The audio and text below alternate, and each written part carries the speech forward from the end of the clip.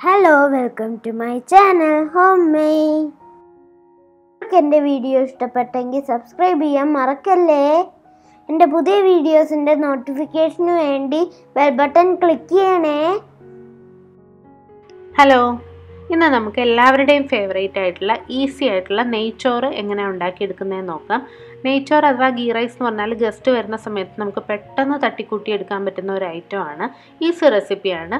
അപ്പോൾ ഇത് മിക്കവർക്കും തന്നെ ഉണ്ടാക്കിയെടുക്കാൻ അറിയാമെങ്കിലും ബിഗിനേഴ്സിനും ബാച്ചിലേഴ്സിനും ഒക്കെ കുറച്ച് കൺഫ്യൂഷൻ ഉണ്ട്. എത്രത്തോളം വെള്ളം വേണം എന്നുള്ളതും എത്ര വേവ് വേണം, അരി എങ്ങനെ കറക്റ്റ് വേവിന് എടുക്കുന്നതെന്നുള്ളതും നല്ല വിട്ട് കിട്ടുന്നില്ല, ഒട്ടിപ്പോകുന്നു എന്നൊക്കെയുള്ള കൺഫ്യൂഷൻസ് എല്ലാവരും പറയാറുണ്ട്. അങ്ങനെയുള്ളവർക്ക് വേണ്ടിയിട്ട് നല്ല ഈസി ആയിട്ടും പെർഫെക്റ്റ് ആയിട്ടും എങ്ങനെ നെയ്ച്ചോറ് ഉണ്ടാക്കാമെന്ന് നമുക്ക് നോക്കാം.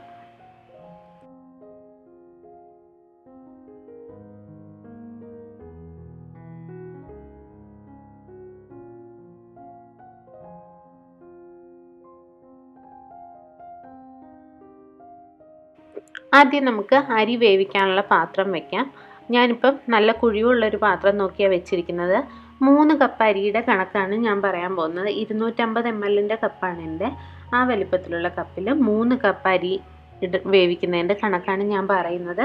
അപ്പോൾ അതിനനുസരിച്ച് എത്ര കൂടുതൽ അരി വേണമെങ്കിൽ കൂടുതൽ വലിപ്പമുള്ള പാത്രം നോക്കി എടുക്കാൻ പ്രത്യേകം ശ്രദ്ധിക്കണം. ആവശ്യത്തിന് വെള്ളമൊക്കെ ഒഴിച്ച് വെക്കേണ്ടതാണ്. അപ്പോൾ തീരെ ചെറിയ പാത്രം ആയാൽ ബുദ്ധിമുട്ടാണ്.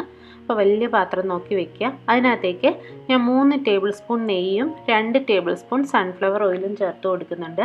വെളിച്ചെണ്ണ കഴിവതും ഉപയോഗിക്കാതിരിക്കുക. സൺഫ്ലവർ ഓയിലാണ് കൂടുതൽ നല്ലത്. പിന്നെ ഓയിൽ വേണ്ട എന്നുള്ളവർക്ക് ഇത് ഫുള്ളും നെയ്യ് തന്നെ ചേർത്ത് കൊടുക്കാം. ഒരു 5 ടേബിൾ സ്പൂണെങ്കിലും നെയ്യ് ചേർക്കുമ്പോഴാണ് റൈസിന് കൂടുതൽ ടേസ്റ്റ് വരുന്നത്. നമ്മളിനി കാഷ്യൂനട്ടും കിസ്മിസും കൂടെ വറുത്ത് ചേർക്കുമ്പോൾ അപ്പോഴും നമ്മൾ നെയ്യ് ചേർക്കുന്നുണ്ട് കുറച്ച്. അപ്പം ഇത് എത്രത്തോളം നെയ്യ് വേണമെന്ന് കാൽക്കുലേറ്റ് ചെയ്ത് തന്നെ നിങ്ങൾ ആദ്യം നെയ്യ് ഒഴിക്കുക. തീരെ കുറച്ച് മതി എന്നുണ്ടെങ്കിൽ ഒരു 3 ടേബിൾ സ്പൂൺ ഒഴിച്ചാൽ മതിയാവും. അപ്പോൾ ഞാനിവിടെ 3 ടേബിൾ സ്പൂൺ നെയ്യും 2 ടേബിൾ സ്പൂൺ സൺഫ്ലവർ ഓയിലുമാണ് ഒഴിച്ചിരിക്കുന്നത്. നന്നായിട്ട് ചൂടായി വരുമ്പോൾ നമുക്ക് മസാലകൾ ചേർക്കാം.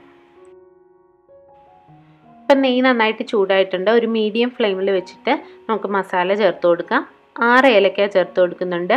8-10 ഗ്രാമ്പൂ ചേർക്കാം. ഇത് തക്കോലം 2 ചേർത്തിട്ടുണ്ട്. 2 കഷ്ണം കറുവാപ്പട്ട ചേർത്തിട്ടുണ്ട്. ഒരു ജാതിപത്രി ചേർത്തിട്ടുണ്ട്. 1 ടേബിൾ സ്പൂൺ കുരുമുളക് ചേർത്തിട്ടുണ്ട്. ജാതിപത്രി ഒന്നും നിർബന്ധമൊന്നുമില്ല, ഉണ്ടെങ്കിലും മാത്രം ചേർത്താൽ മതി. ഉള്ളത് നിങ്ങളുടെ കയ്യിൽ ഏത് മസാലയാണോ ഉള്ളത് അതൊക്കെ ചേർക്കുക. പിന്നെ ഈ ഒരു സ്റ്റാർ ഷേപ്പിലിട്ട് അതാണ് തക്കോല. അതെല്ലാവരും കൺഫ്യൂഷൻ പറയാറുണ്ട്. സ്റ്റാർ അനീസ് എന്ന് പറയും, അതാണ് തക്കോലം എന്ന് പറയുന്നത്. അത് 1-2 ഇട്ട് കൊടുക്കാം. അപ്പോൾ ഇതെല്ലാം കൂടെ മസാല ഒന്ന് ചൂടായി വരുന്നവരെ നന്നായിട്ട് ഇളക്കി കൊടുക്കുക. ഇപ്പം മസാലയൊക്കെ നന്നായിട്ട് ചൂടായി, ഏലക്ക ഒന്ന് പൊട്ടി തുടങ്ങിയിട്ടുണ്ട്. അപ്പോൾ നമുക്ക് ഇതിനകത്തേക്ക് 1 ടേബിൾ സ്പൂൺ വെളുത്തുള്ളി ചതച്ചതും 1 ടേബിൾ സ്പൂൺ ഇഞ്ചി ചതച്ചതും കൂടെ ചേർത്ത് കൊടുക്കാം. നന്നായിട്ട് ചതച്ച് ചേർത്ത് കൊടുക്കുമ്പോൾ അതിൻ്റെ ടേസ്റ്റ് കൂടുതൽ അതിനകത്തേക്ക് റൈസിലേക്ക് വരും. അപ്പോൾ ഈ ഇഞ്ചിയും വെളുത്തുള്ളിയും ഒന്ന് മുരിഞ്ഞു വരുന്നവരെ നമുക്ക് ചൂടാക്കി കൊടുക്കാം.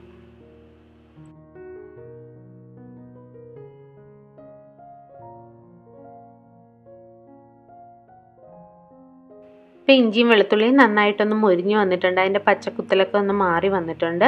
അപ്പോൾ ഇനി ഇതിനകത്തേക്ക് നമുക്ക് 1 സവാള നീളത്തിൽ അരിഞ്ഞതും 2 പച്ചമുളക് അരിഞ്ഞതും കൂടെ ചേർത്ത് കൊടുക്കാം. എരിവ് ഒട്ടും വേണ്ട എന്നുള്ളവരാണെങ്കിൽ പച്ചമുളക് ഒഴിവാക്കാവുന്നേ ഉള്ളൂ, കുഴപ്പമില്ല. ഇനി ഇത് നന്നായിട്ടൊന്ന് വഴറ്റിയെടുക്കാം. സവാള ഒന്ന് ട്രാൻസ്പെറൻ്റ് ആയി വരുന്നവരെ വഴറ്റി കൊടുക്കുക. ഒത്തിരി അങ്ങ് മൊരിയണമെന്നില്ല, എങ്കിലും ഒന്ന് നന്നായിട്ട് വാടി വരുന്നവരെ നമുക്ക് മീഡിയം ഫ്ലെയിമിലിട്ട് ഇത് റോസ്റ്റ് ചെയ്തെടുക്കാം. ഇപ്പോൾ സവാളയൊക്കെ മൂത്ത് വന്നിട്ടുണ്ട്. അപ്പോൾ നമുക്ക് ഇതിനകത്തേക്ക് അരി ചേർത്ത് കൊടുക്കാം. ഞാനിവിടെ 3 കപ്പ് അരിയാണ് എടുത്തിരിക്കുന്നത്. 250 ml കപ്പാണ് എൻ്റെ. അതിൽ 3 കപ്പ് അരി എടുത്ത് നന്നായിട്ട് കഴുകി അതിൻ്റെ സ്റ്റാർച്ച് വെളുത്ത നിറത്തിലെ വെള്ളം പോകുന്നവരെ നന്നായിട്ട് കഴുകിയെടുക്കുക. പിന്നെ ഞാനിവിടെ ഇന്ത്യ ഗേറ്റിൻ്റെ ബസ്മതി റൈസാണ് ഉപയോഗിച്ചിരിക്കുന്നത്. നിങ്ങൾക്ക് വേറെ ഏത് ബസ്മതി റൈസ് ആണെങ്കിലും കുഴപ്പമില്ല. ജീരകശാല അരി വേണമെങ്കിൽ അതെടുക്കാം, കുഴപ്പമില്ല. അപ്പോൾ ഓരോ അരിക്കും വേവും വെള്ളത്തിൻ്റെ അളവിലും ചെറിയ വ്യത്യാസം വരും. ഞാനിവിടെ ഉപയോഗിച്ചേക്കുന്നത് ഇന്ത്യ ഗേറ്റിൻ്റെ ബസ്മതി റൈസാണ്. അതിന് 3 കപ്പ് അരി ഞാൻ വെള്ളത്തിലിട്ട് കുതിർത്തിട്ടൊന്നുമില്ല, നന്നായിട്ട് കഴുകി വാരി വെച്ചിരുന്നതാണ്. ഇപ്പം 3 കപ്പ് അരിയുടെ കണക്കാണ് എടുക്കുന്നത്. അപ്പോൾ ഒരു കപ്പ് നിങ്ങൾ ഏത് കപ്പാണോ അരി അളക്കാൻ എടുക്കുന്നത് ആ കപ്പിൽ തന്നെ വെള്ളം എടുക്കാൻ പ്രത്യേകം ശ്രദ്ധിക്കുക. അത് ഏത് അളവിലെ കപ്പായാലും കുഴപ്പമില്ല. നിങ്ങൾ അരി അളക്കുന്ന അതേ കപ്പിൽ തന്നെ വെള്ളവും അളന്നെടുക്കാനായിട്ട് പ്രത്യേകം ശ്രദ്ധിക്കുക. അത്രമാത്രം മതി. അപ്പോൾ ഞാൻ ഈ അരി ഇതിനകത്തേക്ക് ചേർത്ത് കൊടുത്തിട്ടുണ്ട്. ഇനി ഇത് ഈ നെയ്യിൽ കിടന്ന് ഒന്ന് ചെറുതായിട്ട് മൂത്ത് വരുന്നവരെ നന്നായി ഒന്ന് ചൂടാക്കി കൊടുക്കുക. ഒരു മീഡിയം ഫ്ലെയിമിൽ ഇട്ടിട്ട് ഒരു 2 മിനിറ്റ് നേരം ഇത് ഈ നെയ്യിലിട്ട് നമുക്കൊന്ന് ചെറുതായിട്ട് വറുത്തെടുക്കാം.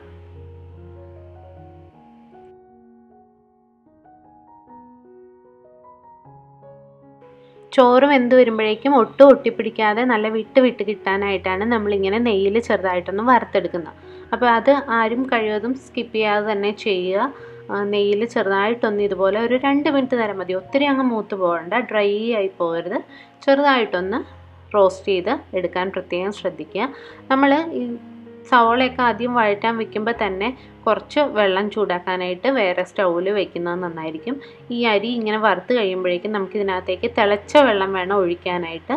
അപ്പോൾ അതുകൊണ്ട് ആദ്യം തന്നെ വെള്ളം ചൂടാക്കാൻ വെക്കുക. ഇപ്പോൾ നന്നായിട്ട് റോസ്റ്റ് ചെയ്തെടുത്തിട്ടുണ്ട്. ഇതിനകത്തേക്ക് നമുക്ക് തിളച്ച വെള്ളം ചേർത്ത് കൊടുക്കാം. ഞാൻ 3 കപ്പ് അരിക്ക് 6 കപ്പ് വെള്ളമാണ് ചേർത്തിരിക്കുന്നത്. അത് ഓരോ അരിക്കും വ്യത്യാസമുണ്ട്. കുതിർത്ത വെള്ളത്തിലിട്ട് അരമണിക്കൂർ കുതിർത്ത അരിയാണെന്നുണ്ടെങ്കിൽ 1 കപ്പ് അരിക്ക് 1.5 കപ്പ് വെള്ളം മതിയാവും. ഞാനിപ്പോൾ 1 കപ്പ് അരിക്ക് 2 കപ്പ് വെള്ളമാണ് എടുത്തിരിക്കുന്നത്. വെള്ളത്തിലൊട്ടും കുതിർക്കാത്ത അരി ആയതുകൊണ്ടാണ്. അപ്പോൾ ഇതിനകത്തേക്ക് നമുക്ക് 1 ടേബിൾ സ്പൂൺ നാരങ്ങാനീര് ചേർത്ത് കൊടുക്കാം. ആവശ്യത്തിന് ഉപ്പും ചേർത്ത് കൊടുക്കാം. ഉപ്പെന്ന് പറഞ്ഞാൽ നന്നായിട്ട് മുന്നിട്ട് നിൽക്കണം. ഉപ്പ് ആ വെള്ളത്തിൽ നന്നായിട്ട് നമ്മൾ മിക്സ് ചെയ്തിട്ട് ഒന്ന് വെള്ളം ടേസ്റ്റ് ചെയ്ത് നോക്കിയാൽ ഉപ്പിൻ്റെ അളവ് മുന്നിട്ട് നിൽക്കണം. ആ രീതിയിൽ വേണം ഇതിനകത്തേക്ക് ഉപ്പ് ചേർത്ത് കൊടുക്കാനായിട്ട്. അതുപോലെ വെള്ളത്തിൻ്റെ അളവും പ്രത്യേകം ശ്രദ്ധിക്കുക. 1 കപ്പ് അരിക്ക് 1.5 കപ്പ് വെള്ളത്തിൽ കുറയാതെ എന്തായാലും ചേർക്കേണ്ടി വരും. അപ്പോൾ ഇതിപ്പോൾ ഞാൻ ഒട്ടും വെള്ളത്തിലിട്ട് കുതിർക്കാത്ത അരി ആയതുകൊണ്ടും എൻ്റെ ഈ അരിക്ക് 1 കപ്പ് അരിക്ക് 2 കപ്പോളം വെള്ളം വേണ്ടി വരും വേകാനായിട്ട്. അപ്പോൾ ചില അരിക്ക് 1.5 കപ്പ് വെള്ളം മതിയാവും. അഥവാ നിങ്ങൾ 1.5 കപ്പ് വെള്ളം വെച്ചിട്ട് വെന്തിട്ടില്ല എന്ന് തോന്നുകയാണെന്നുണ്ടെങ്കിൽ ഒരല്പം തിളച്ച വെള്ളം ചെറുതായിട്ട് ചേർത്ത് ഒന്ന് മിക്സ് ചെയ്ത് കൊടുത്തതിന് ശേഷം 2 മിനിറ്റ് കൂടെ ഒന്ന് മൂടി വെച്ച് ലോ ഫ്ലെയിമിൽ വേവിച്ചാൽ മതിയാവും. അരി നന്നായിട്ട് പെർഫെക്റ്റായിട്ട് വെന്ത് കിട്ടും. ഇപ്പോൾ ഞാനിവിടെ 5 മിനിറ്റ് മൂടി വെച്ച് വേവിച്ചിട്ടുണ്ട്. അപ്പോൾ ഒന്ന് തുറന്ന് നോക്കുക. അപ്പോൾ ഇച്ചിരി ഒന്ന് കുഴഞ്ഞാണ് ഇരിക്കുന്നത്. ഒരല്പം വെള്ളം കൂടെ പോകാനുണ്ട്. 5 മുതൽ 8 മിനിറ്റ് വരെ നമുക്ക് വേവിച്ചതിന് ശേഷം ആദ്യം ഒന്ന് തുറന്ന് നോക്കി ഒന്ന് മിക്സ് ചെയ്തതിന് ശേഷം വീണ്ടും ലോ ഫ്ലെയിമിൽ വെച്ച് ഒന്നുകൂടെ 2-3 മിനിറ്റോ കുക്ക് ചെയ്തെടുക്കുക. ഇപ്പോൾ 2-3 മിനിറ്റും കൂടെ കഴിഞ്ഞപ്പോഴേക്കും എൻ്റെ അരി പെർഫെക്റ്റ് ആയിട്ട് വന്നിട്ടുണ്ട്. അപ്പോൾ ഒരു 10 മിനിറ്റോളം എടുത്തു എൻ്റെ അരി വെന്ത് കറക്റ്റായി വെള്ളം വറ്റി കിട്ടാനായിട്ട്. അപ്പോൾ ഇവിടെ നമ്മുടെ റൈസ് റെഡി ആയിട്ടുണ്ട്. ഇനി ഇത് നമുക്ക് അടച്ച് മാറ്റി വയ്ക്കാം.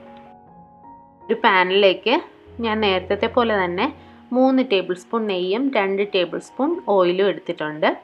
നെയ്യ് മാത്രം വേണ്ടവർക്ക് അങ്ങനെ ഉപയോഗിക്കാം. ഇനി ഇതിനകത്തേക്ക് നമുക്ക് കാഷ്യൂനട്ട്സും കിസ്മിസും വറുത്തെടുക്കാം. ആദ്യം കാഷ്യൂനട്ട്സ് ചേർത്തിട്ടുണ്ട്.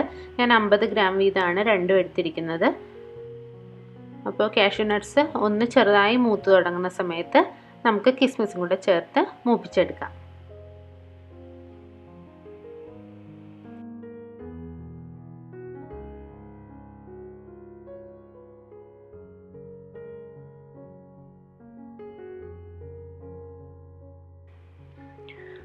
ഇപ്പോൾ ഇത് നന്നായിട്ട് മൂത്ത് വന്നിട്ടുണ്ട്. നമുക്കിതൊരു പാത്രത്തിലേക്ക് മാറ്റാം.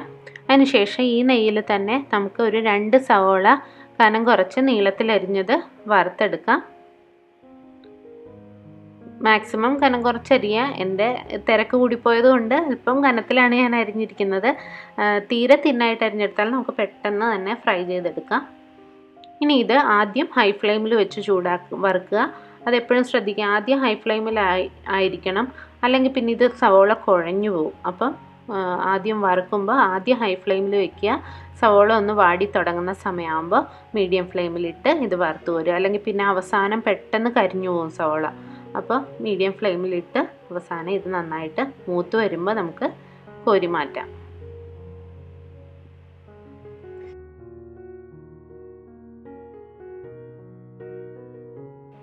അപ്പോൾ നല്ല പാകത്തിന് വെന്ത് ഒട്ടും ഒട്ടിപ്പിടിക്കാത്ത ചോറ് നമുക്ക് റെഡി ആയിട്ടുണ്ട്. അതിന് മുകളിലേക്ക് വറുത്ത് വെച്ചിരിക്കുന്ന സവോളയും അണ്ടിപ്പരിപ്പും കിസ്മിസും ചേർത്ത് നമുക്ക് ഗാർണിഷ് ചെയ്തെടുക്കാം.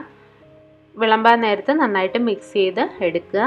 ഒട്ടും ഒട്ടിപ്പിടിക്കാത്ത നല്ല പെർഫെക്റ്റ് ആയിട്ടുള്ള നെയ്ച്ചോറാണിത്. അപ്പോൾ എല്ലാവരും ട്രൈ ചെയ്ത് നോക്കുക. കൂടുതൽ ടേസ്റ്റി ആക്കണമെങ്കിൽ നമുക്ക് അല്പം തേങ്ങാപ്പാൽ ചേർത്ത്, വെള്ളത്തിന് തേങ്ങാപ്പാലും കൂടെ ചേർത്ത് നമുക്ക് ഉപയോഗിക്കാം.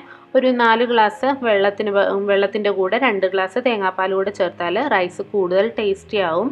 അപ്പോൾ അങ്ങനെ ട്രൈ ചെയ്താലും, സമയമുള്ളവരാണെങ്കിൽ അങ്ങനെയും കൂടെ ട്രൈ ചെയ്ത് നോക്കുക. അല്ലാത്തവരാണെങ്കിൽ ഇതുപോലെ ഈസി ആയിട്ട് നല്ല പെർഫെക്റ്റ് ആയിട്ട് നെയ്ച്ചോറ് ഉണ്ടാക്കുക. ഇഷ്ടപ്പെട്ടാൽ ലൈക്ക് ചെയ്യാനും സബ്സ്ക്രൈബ് ചെയ്യാനും കമൻറ്റ് ചെയ്യാനും മറക്കരുത്. പുതിയ റെസിപ്പിയായിട്ട് വീണ്ടും കാണാം. താങ്ക്